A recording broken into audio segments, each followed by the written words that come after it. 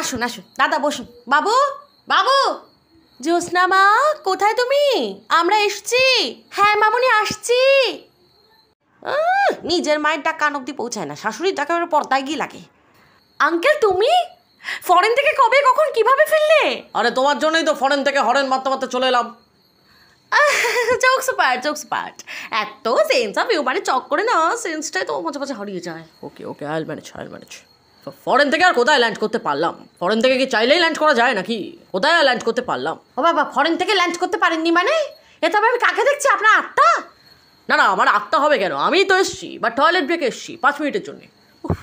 তাও ভালো, ভাগ্যিস বলেন তোমার ইয়াই বসে আছে সামনে, পিটিয়ে বার করে ততক্ষণে। দয়া করে তুমি একটু চুপ করে থাকো, আমাকে কথা বলতে দাও, ঠিক আছে? আঙ্কেল তুমি কিন্তু এটা একদম ঠিক করনি। একবার তোমাকে জানাতে পারতাম, আমি এয়ারপোর্টে চলে যেতাম। এয়ারপোর্টে? ওসব এয়ারপোর্ট ফেয়ারপোর্টে আমি ল্যান্ড করি না, আমি তো ডাইরেক্ট রানওয়েতে ল্যান্ড করে যাই। একটু বেশি বাড়াবাড়ি হয়ে যাচ্ছে না? ব্যাপারটা আবার হাতের বাইরে বেরিয়ে গেলে কিন্তু আমি আর সামলাতে পারবো না। আরে বানিয়ে যখন মিথ্যে কথাই বলছি তখন আর কম্প্রোমাইজ করে বলার কি আছে? মিথ্যেই যখন বলছি সেরাটাই বলি। তুমি দয়া করে মুখটা বন্ধ রাখবে?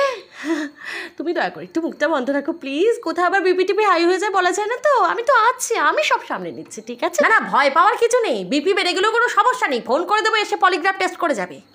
Polygraph test? ভাই ওফ, আমার মায়ের কথা বাদ দাও তো, ওটা পলিগ্রাফ নয় মা, ওটা ইকোগ্রাফ। ওই একই হলো।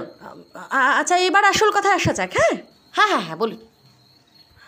বলছিলাম সামনের মাসে তো একটা ভালো দিন আছে, সেই দিন দেখে যদি আপনারা চান তাহলে মেয়েটাকে আমরা ঘরে তুলতে পারি। ও মা, আপনাদের নিজেদেরই তো এখন থাকার জায়গা নেই, ভাড়া বাড়ি না কোথায় থাকছেন শুনলাম। তা বিয়ের পর আমার মেয়েটাকে নিয়ে গিয়ে কি ওই ভাড়া বাড়িতে তুলবেন? কি বলছেন কি? ভাড়া বাড়ি কি নিজের হয় না নাকি? আমাদের আধার ভোটার সবাইতেই তো সবাইতেই তো ভাড়াতে থাকে, সবাইতেই ভাড়াতে থাকে। আমাদের কমপ্লেক্সের প্রত্যেকটা রুমেই তো ভাড়াতে থাকে। তাদের কি আমরা ভাড়াতে পাবি নাকি? কোনোদিন না। দেখুন আমার মেয়েটা তো রাস্তায় পড়ে নেই, ওর মাথার ওপর কমপ্লেক্স না থাকলেও কুড়ে ঘর আছে। দেখুন বুঝতেই তো পারছেন, কখন আবার ওকে ফরেন থেকে পাঠায় বলা যায় না তো। তাই যত তাড়াতাড়ি বিয়েটা দেওয়া যায় ততই ভালো। বিনা পয়সার কাজের লোকে লোভ আর সামলাতে পারছে না। আসলে দেখুন এটা তো ইয়ে নয় যে ইচ্ছে হলো আর করে ফেললাম, এটা বিয়ে, একটু তো সময় লাগবে বলুন। না না, বিয়েটা তো কথা নয়, কথা তো বাচ্চা কাচ্চা। এখন বিয়ের পরের মাসে তো আর বাচ্চা কাচ্চা নেওয়া যায় না, পজ তো নিতেই হয়। এবার পজ নিতে গিয়ে যদি মেনোপজ হয়ে যায় সেটা কত বড় অসম্মানজনক বুঝতে পারছেন তো?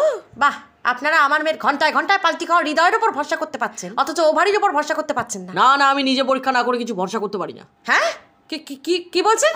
ও বলছে যে একটা টেস্ট করে দিলে না, মানে দরকার কিছু নেই আসলে। এত প্রপার্টি হ্যান্ডেল করার জন্য একজন উত্তরাধিকারী তো মাস্ট, তাই না?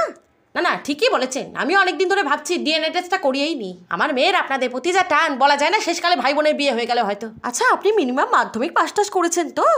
আমি বলছি ওভারি টেস্ট, আল্ট্রাসোনোগ্রাফির কথা, আর উনি বলছেন ডিএনএ টেস্ট। বাদ দাও। প্রপার এডুকেশন না থাকলে এসব হয়।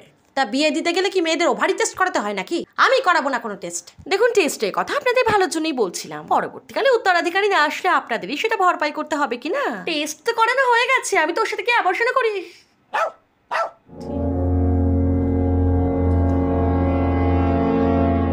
আপনারা বিয়ে দেওয়ার কথা বলছেন তো, ওকে আমি আজই বিয়ে দিয়ে বিদায় করবো। নিয়ে যান আমার চোখের সামনে থেকে, দেখতে চাই না ওর মুখ আমি। না না আন্টি, আপনি ভুল বুঝছেন।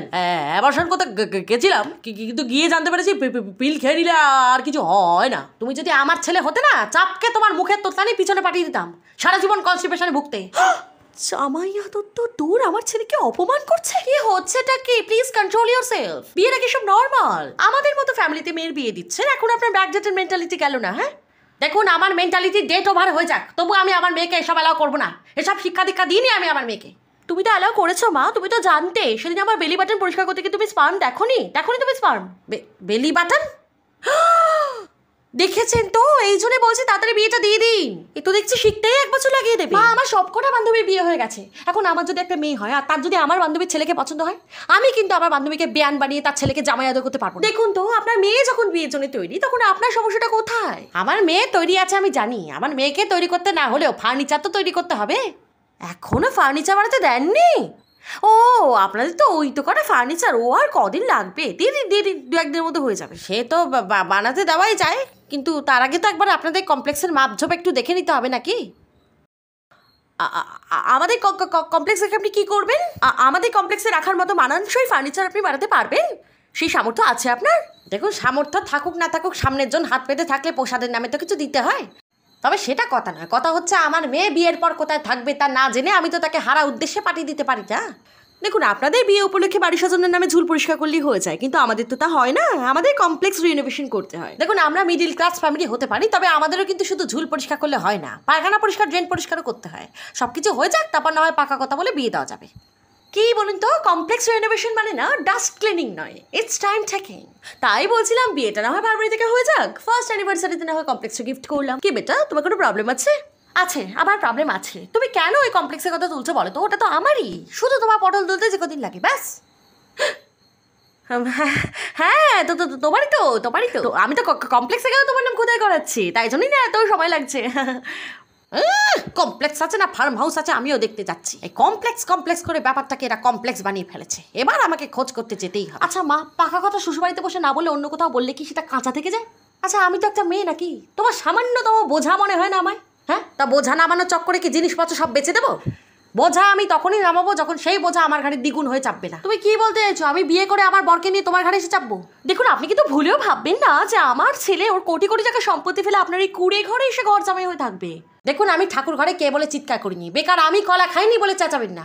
আন্টি, আপনি যদি জোসটাকে শ্বশুরবাড়ি পার না করেন তাহলে আমি কিন্তু পরপারে পার হয়ে যাব। কি বলছো? প্রভু, তুমি চলে গেলে আমার এই নয়নে কি আলো ঢালবে? হ্যাঁ, চিন্তা করো, বিয়ের আগেই ভৃত্য হয়ে গেছে, বিয়ের পর তো কুকুর বানিয়ে ঘোরাবে, আবোতা কোথাকার। দেখেছেন তো, আপনার মেয়ে আমার ছেলেকে না পেলে অন্ধকারের জীব হয়ে যাবে, ভ্যাম্পায়ার হয়ে যাবে। বুঝুন ব্যাপারটা।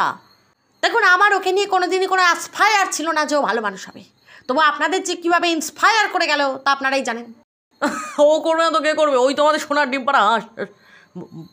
মানে মানে লক্ষ্মী তো দেখুন আমাদের বাড়িতে রয়েছে, আমরা ওকে লক্ষ্মীর বাহন, আই মিন হাঁস হিসেবে নিয়ে যাচ্ছি। লক্ষ্মীর বাহন হাঁস নয়, লক্ষ্মীর বাহন পেঁচা, হাঁস সরস্বতীর বাহন। ও বাহন বলতে পারে বললো? ওকে আমরা পালকি করে নিয়ে যাই, ব্যাপারটা বেশ অ্যাস্থেটিক হবে নাকি? দেখে আপনাদের জন্য কি ডাকবো, ওলা না উবের? না, চাইলে আপনারা র্যাপিডো করে যেতে পারেন, এখানে র্যাপিডো সার্ভিস অ্যাভেলেবেল আছে। ঠিক আছে, তাহলে আজকে উঠি। দেখো বেটা, যদি একটু তাড়াতাড়ি হ্যাঁ কিছু হ্যাঁ হ্যাঁ, দেখবে, আমরা সবাই দেখবো, সবাই দেখ। ঠিক আছে বেটা, চলো।